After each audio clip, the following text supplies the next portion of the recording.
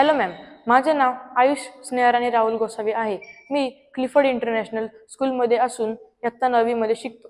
तर माझा प्रश्न असा होता की मी कधी कधी अभ्यास करताना माझे मन इकडे तिकडे भरकटते, तर असे का होते? नमस्कार, मी डॉक्टर देविका पाटील. मी गेल्या 3 वर्षापासून स्वास्थ्य मेंटल हेल्थ क्लिनिक इथे मानसोपचार तज्ज्ञ आहे. तर आज आपण बोलणार आहोत डिजिटल मीडिया आणि त्याचा होणारा अभ्यासावर परिणाम या विषयावर. आजचा आपला पहिला प्रश्न आहे आयुषकडून, क्लिफर्ड इंटरनॅशनल स्कूलमधून. तर आयुष, तुझा प्रश्न खूप कॉमन आहे, जो प्रत्येक मुलाला आणि पालकाला पडत असेल. तर होतं असं की आपला जो मेंदू आहे तो बराच थाउजंड्स ऑफ इयर्स जुना आहे आणि आपल्या मेंदूची वाढ अशा प्रकारे झाली आहे की आपण सतत आपल्या एन्व्हायरमेंटमध्ये होणारे जे बदल आहेत, चेंजेस आहेत, त्यांना नोटीस करत असतो. कारण आधीच्या काळात ह्याच्यामुळेच आपण सर्वाईव्ह करू शकलो. पण आता जसं जसं काळ बदलत गेला तर आपण अशा गोष्टी करायला लागलो ज्याच्यामध्ये आपल्याला खूप लक्ष केंद्रित करण्याची गरज असते, जसं अभ्यास करणं किंवा काही काम करणं.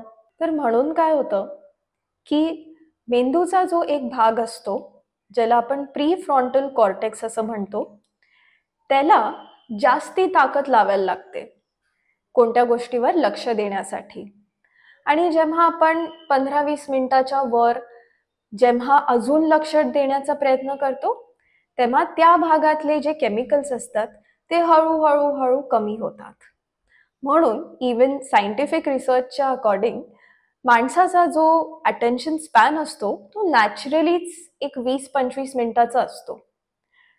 म्हणून बऱ्याचदा मुलांची ही कंप्लेन किंवा रादर पेरेंट्सची ही कंप्लेन असते की एक अर्धा तास झाल्यानंतर हा बसतच नाही अभ्यासाला. तर त्याचा रिझन हा असतो. हॅलो मॅम, माझं नाव आयुष सविता ज्ञानेश्वर पगार आहे. मी क्लिफर्ड इंटरनॅशनल स्कूलमध्ये इयत्ता 10वीमध्ये शिकत आहे. तर माझा प्रश्न हा होता की फोन व सोशल मीडियावर जास्त वेळ घालवल्याने अभ्यासात लक्ष केंद्रित करणे अवघड का जाते? Hello Ayush, so thank you for your question.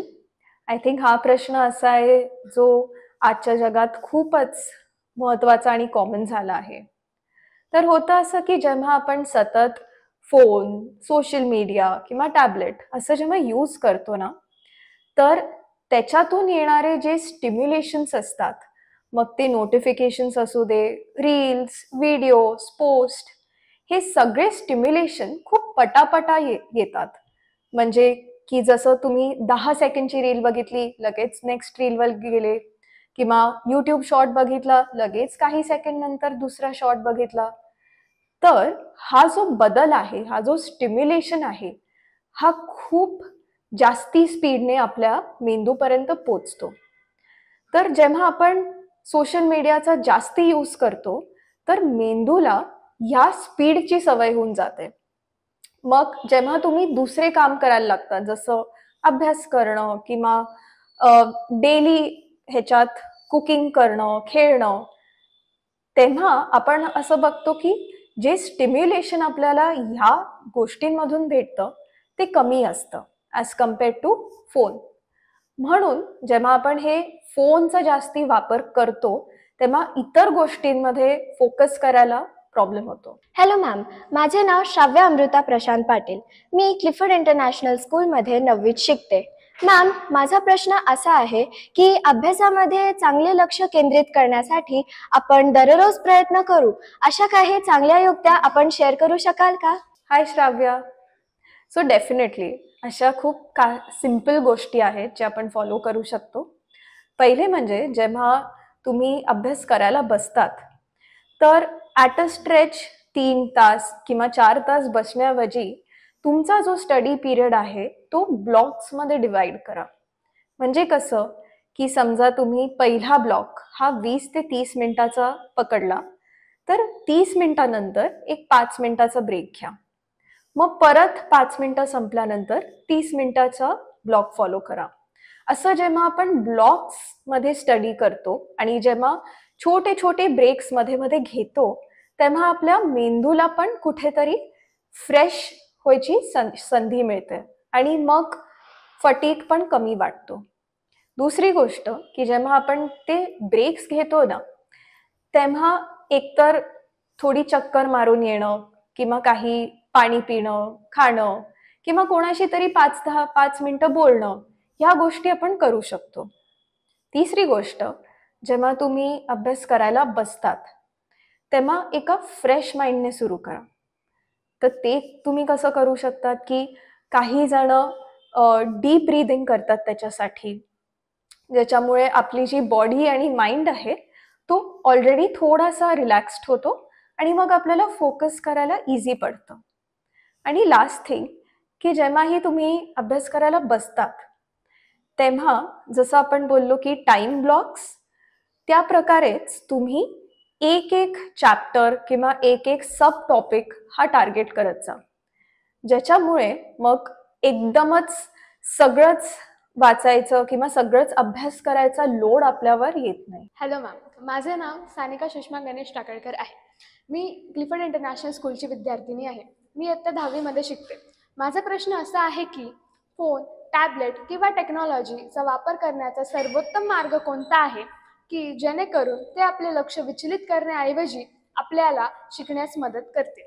हाय सानिका, तू खूप छान प्रश्न विचारला आहेस. तर जेव्हाही तुम्ही ठरवता की तुम्हाला फोन, टॅबलेट किंवा इंटरनेट यूज करायचं आहे अभ्यासाकरता, तर पहिली गोष्ट तर हे ठरवा की तुम्हाला काय शिकण्यासाठी त्याचा उपयोग करायचा आहे. म्हणजे जसं काही जण व्हिडिओज बघतात, पॉडकास्ट बघतात, ऑनलाईन कोर्स करतात किंवा इवन ऑनलाईन होमवर्क करतात. तर पहिले तर ते ठरवा की तुम्हाला कशासाठी यूज करायचा आहे आणि तो निर्णय तुमचा आणि तुमच्या पेरेंट्सचा असायला पाहिजे. दुसरी गोष्ट की तुम्ही जेव्हा यूज करत आहात तुमचा फोन, टॅबलेट किंवा लॅपटॉप अभ्यासासाठी, त्याचा एक टाइम ब्लॉक फिक्स करा. म्हणजे जसं तुम्हाला समजा दिवसातून 2 तास यूज करायचा आहे, तर ते 2 तास कोणते असतील? ते दुपारचे असतील का सकाळचे असतील का रात्रीचे? तो टाइम फिक्स करणं खूप गरजेचं आहे.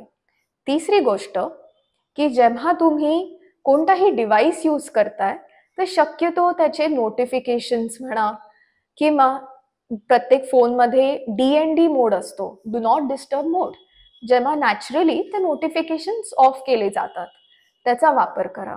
आणि लास्ट थिंग की जेव्हाही तुम्ही कोणता ब्राउझर किंवा टॅब उघडला असेल काहीही वाचण्याकरता किंवा शिकण्याकरता, तर दुसरे टॅब्स किंवा दुसरे ब्राउझर्स हे ऑफ ठेवा, सो दॅट तुमच्या स्क्रीनवर एक सिंगल टॅब तुम्हाला दिसेल. तर मित्रांनो, अशाच अजून माहितीसाठी स्वास्थ्य मेंटल हेल्थ क्लिनिक इथे तुम्ही कधीही संपर्क करू शकतात. आणि आपण पुढच्या भागात भेटूया नवीन प्रश्न सोबत.